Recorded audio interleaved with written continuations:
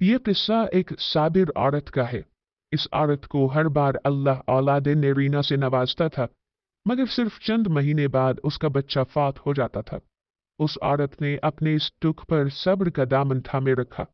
इसी तरह उस बेचारी के यहाँ बच्चा पैदा होता और वो उसकी चंद माह परवरिश करती और वो अल्लाह को प्यारा हो जाता। यही सिलसिला चलता रहा और इसी गम में एक एक करके उसके 20 बच्चे फौत हो गए। जब उसका 20वां बच्चा इंतकाल कर गया तो वो एकदम टूट गई। सब्र का पैमाना लबरेज हो गया। वो सारा दिन न ढाल रही, न किसी से कुछ कहती, न किसी को सुनती, न कुछ खाती न पीती।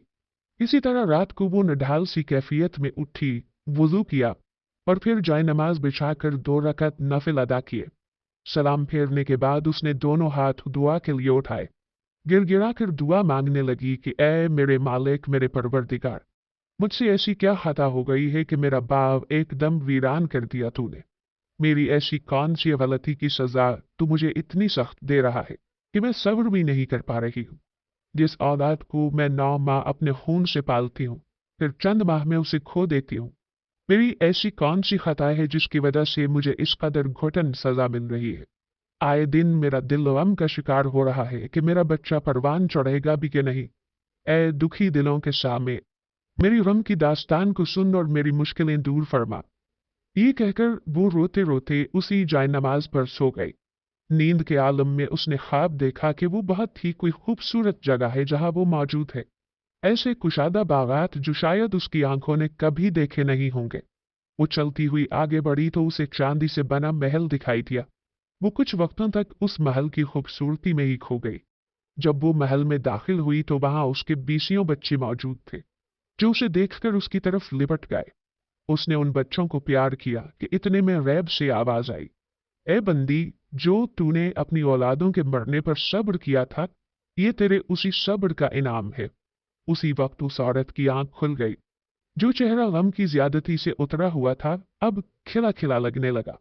वो अल्लाह के हुजूर सरबसुजूद हुई और बोली, ए मेरे माबूद, मेरे परवरदिगार, अब तो इससे भी ज्यादा मेरा खून बहाए तो मैं उस पर भी खुशी खुशी राजी हूं।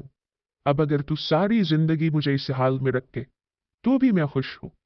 ये जो इनामात हैं, इनके आगे मेरा सब्र तो कुछ भी नहीं। नाज़रीन, इंसान को जिंदगी के हर मसले में सब्र से काम लेना चाहिए। सब्र एक ऐसी कैफियत है जो इंसान को अल्लाह से करीब कर देती है। अल्लाह ताला हम सबको साबिर और शाकिर बनाए और अल्लाह सुब्हानहू व तआला की मसलहतों को समझने वाला बनाए। हमारी जिंदगी में कोई गम बेवजह नहीं आता। हर गम पर अल्लाह सुब्हानहू व तआला हमें सब्र करना सिखाते हैं और फिर इस सब्र करने पर बहुत सारा अज्र भी अता करते हैं।